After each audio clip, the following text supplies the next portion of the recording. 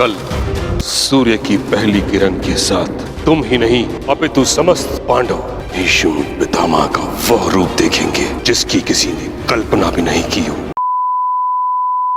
नमस्कार दोस्तों, स्वागत है आपका हमारे इस चैनल होली शाला पे, जहां हम आपको पौराणिक कथाएं सुनाते हैं।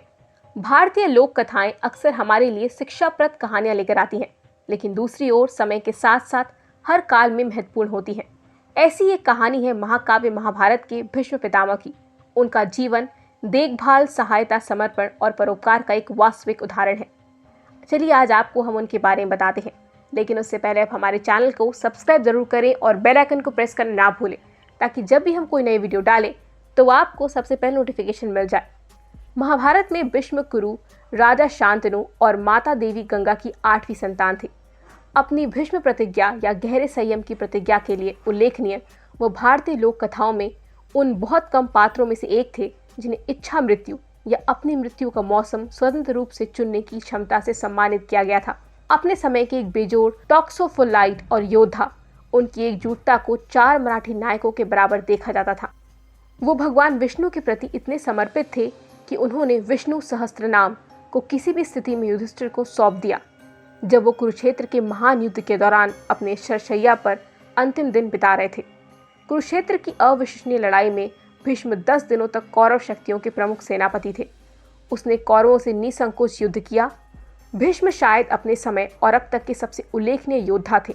उन्होंने अपनी क्षमता और अजेयता पवित्र गंगा की संतान होने और भगवान परशुराम के शिष्य होने से प्राप्त की। लगभग 5 वर्ष की उम्र होने के बावजूद भीष्म इतने अद्भुत थे कि संभवतः उस समय के आसपास के किसी भी जीवित नायक द्वारा उन्हें कुचला नहीं जा सकता था। लगातार उसने कम से कम 10,000 योद्धाओं और लगभग 1,000 रथों को मार डाला।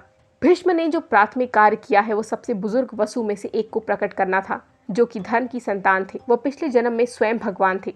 दरअसल यहाँ तक कहा जाता है कि वसु भगवान विष्णु के ही अंश थे। जब भीष्म को हिरासत में लिया गया तो उन्हें देवी गंगा और शांतनु की संतान के रूप में दुनिया में लाया गया। गांजा भगवान ब्रह्मा की छोटी लड़की थी, वह एक देवी थी। इसके अलावा शांतनु भी एक प्रकार के देवता थे जो इंद्र के मित्र थे। अंततः संसार से अपने परिचय के अनुसार भीष्म एक गोताखोर प्राणी थे। जब भीष्म गर्भवती हुई तो उन्हें तैयार करने के लिए गंगा उन्हें अपने साथ ले गई। ऐसा कहा जाता है कि वह स्वर्ग में भी तैयार था। उन्होंने सबसे उल्लेखनीय संतों और नायकों के अधीन तैयारी की। इसीलिए भीष्म ने कई प्रकार की क्षमताओं को तेज किया और वेद, शस्त्र, आयुर्वेद, राजनीति, विज्ञान, अर्थशास्त्र, शास्त्र, दंड नीति पर सभी प्रकार की अंतर्दृष्टि और जानकारी हासिल की। गुरुओं और ब्राह्मणों का कर्तव्य गुण एवं मानसिक विज्ञान, इसके अलावा बल, तीर अर्थात हथियार। ऐसा कहा जाता है कि भीष्म के पास 10,000 हाथियों की सेना थी, इसीलिए वो वास्तव में बेहद शक्तिशाली भी थे। उन्हें सभी शास्त्रों की जानकारी है, इसीलिए उनके पास ब्रह्मास्त्र जैसा अमोघ हथियार भी था। एक बार भीष्म ने अपने पिता से प्रतिज्ञा की थी कि वो विवाह नहीं करेंगे और अकेले ही जीवन व्यतीत करेंगे। उन्होंने ये प्रतिज्ञा इसलिए ली थी कि ताकि उनके पिता शांतनु एक मछुआरे सत्यवती से विवाह कर सके। सत्यवती के पिता अपनी बेटी का हाथ शांतनु को नहीं देंगे, क्योंकि उनकी बेटी के बच्चे भी कभी शासक नहीं बन सकते थे। इसीलिए भीष्म ने वह शपथ ली थी और इसलिए भीष्म के पिता शांतनु ने उन्हें इच्छा मृत्यु की सहायता की अनुमति दी। इसके अलावा जब परशुराम और भीष्म ने एक दूसरे से युद्ध किया तो भीष्म ने काशी की राजकुमारी अंबा से विवाह करने के लिए परशुराम से सगाई करने का प्रस्ताव रखा। इस प्रकार उनका युद्ध 23 दिनों तक चलता रहा। हर कोई परशुराम के बल को जानता था, क्योंकि वो गुरु विष्णु का नंशा प्रतीक था। और यह सब कहने को और हो जाने के बाद भीष्म ने अपने गुरु परशुराम के साथ आमने सामने युद्ध किया और अंत में शासक परशुराम ने अपनी हार स्वीकार की। यह धारा दर्शाती है कि भीष्म कितने शक्तिशाली थे।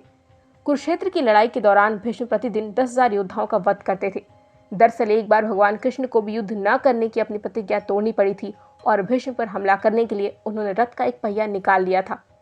भीष्म युद्ध में कौरवों के प्रमुख अधिकारी थे। भीष्म निसंदेह एक सीट सुनिश्चित करेंगे। वह अपने किसी भी पोते का वध नहीं करना चाहते थे। इस प्रकार दुर्योधन को हारा हुआ महसूस हुआ और उसने पांडवों के खिलाफ आधे अधूरे मन से लड़ने के लिए भीष्म को दोषी ठहराया। भीष्म ने अपनी सारी शक्ति का उपयोग करके 5 शक्तिशाली बोल्ट एकत्र कर लिए और कहा कि अगले दिन वह सभी पांडवों को मार डालेंगे। दुर्योधन के मन में प्रश्न था कि क्या भीष्म अपने दृष्टिकोण और समायोजित कर सकते हैं। इसीलिए उसने भीष्म से अगली सुबह तक उस बोल्ट की संरक्षता बनाए रखने के लिए कहा था। दोस्तों, आपको हमारी वीडियो कैसी लगी हमें कमेंट करके ज़रूर बताएं। आप और कौन सी पौराणिक कथाएं सुनना चाहते हैं, आप ये भी हमें कमेंट बॉक्स में लिख सकते हैं। हमें आपके जवाब का इंतजार रहेगा। और हाँ, जाते जाते इस वीडियो को लाइक, शेयर और हमारे चैनल को सब्सक्राइब करना ना भूलें। धन्यवाद। ना भूलें।